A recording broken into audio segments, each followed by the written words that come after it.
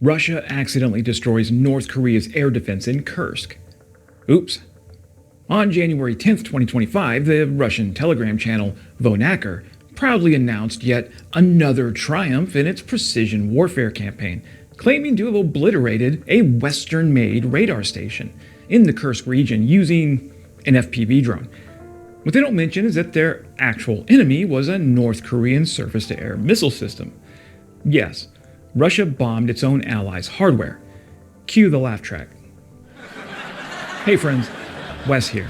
And when I was serving in the infantry, I used to carry around a pack of playing cards that had silhouettes of Russian and Soviet military hardware.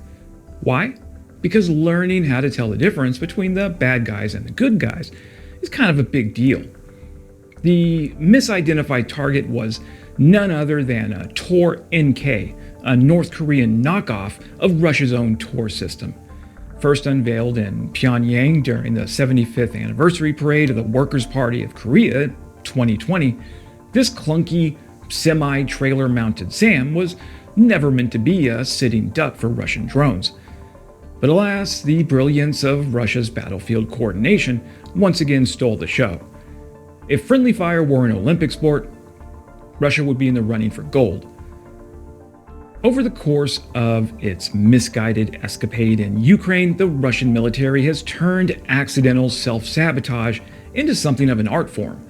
While some might call these incidents tragic errors, others might see them as proof that Russia's war machine is so disorganized it could lose a checkers match against itself. Take September 2023, for example, when a Russian Su-35 fighter jet met its untimely end at the hands of a Russian air defense system near Tokmak.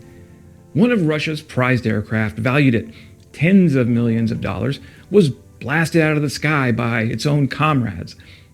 It's the kind of operational blunder that would be hilarious if it weren't so disastrous for Russia. According to reports, confusion over the contested airspace led to the incident, proving once again that Russia's command and control is about as sharp as a marble.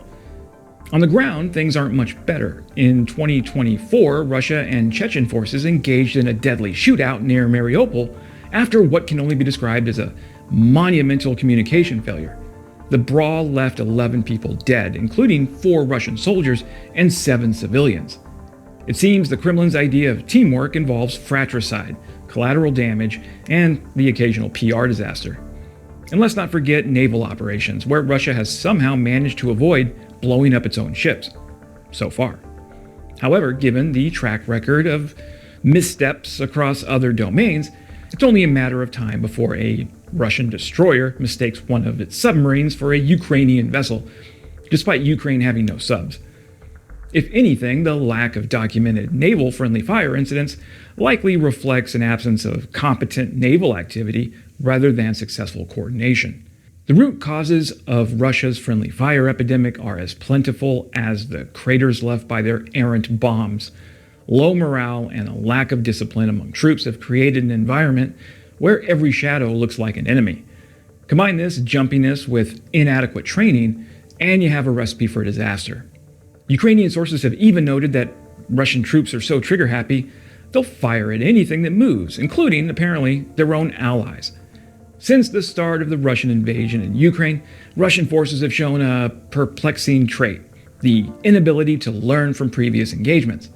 Instead, Russian forces repeatedly drive themselves into minefields, attack well-fortified positions without a modicum of support, and act continuously surprised by Ukraine's battle acumen.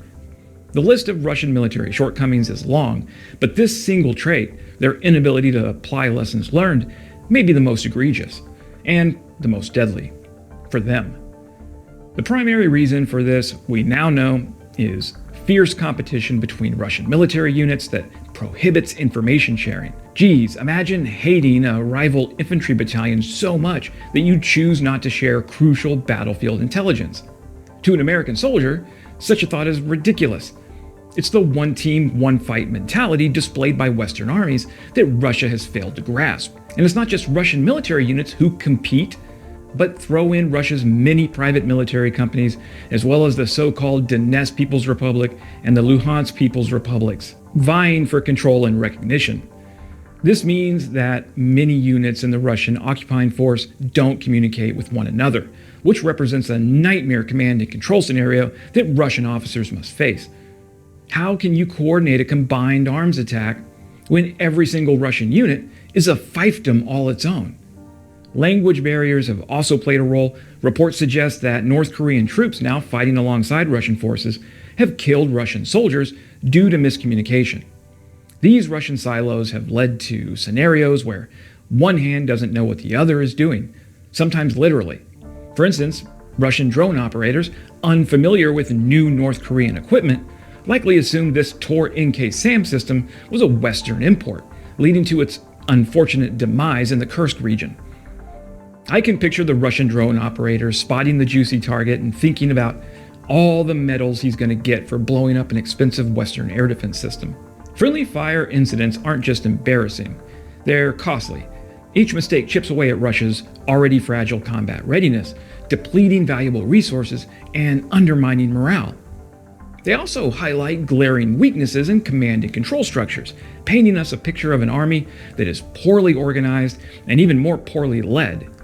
For Russia, these incidents aren't just operational failures, they're revealing a military machine that is now struggling to manage even basic battlefield coordination.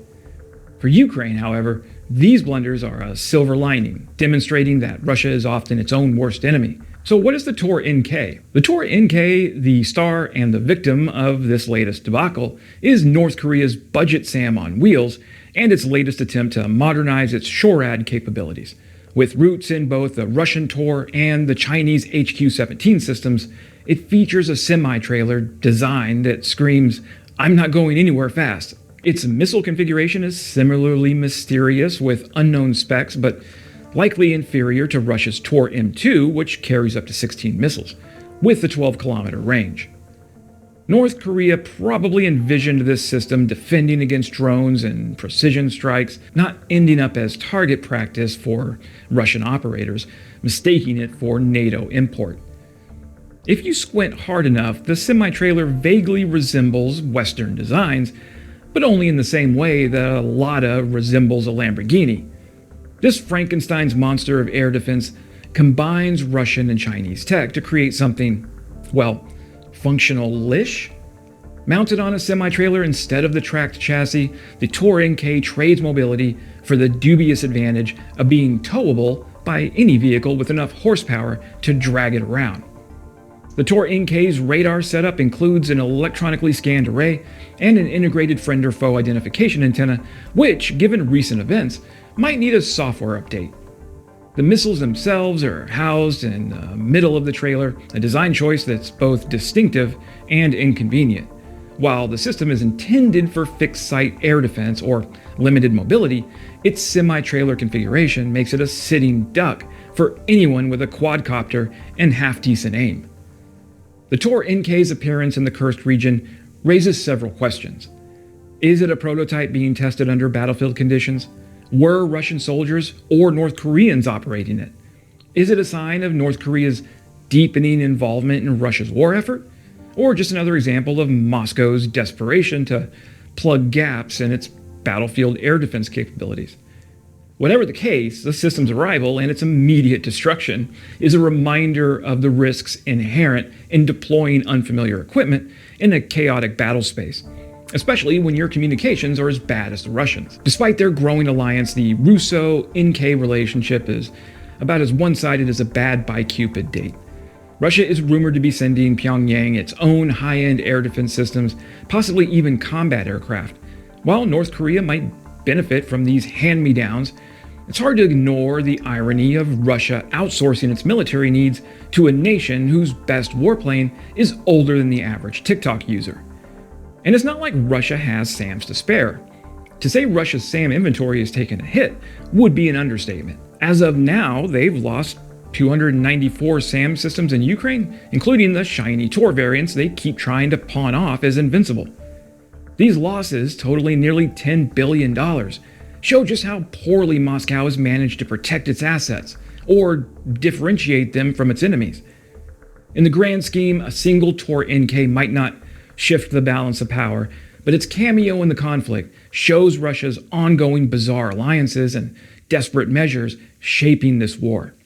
One can only imagine the North Korean engineers watching from afar, shaking their heads as their multi-million-dollar radar system goes up in smoke thanks to the very people it was meant to assist.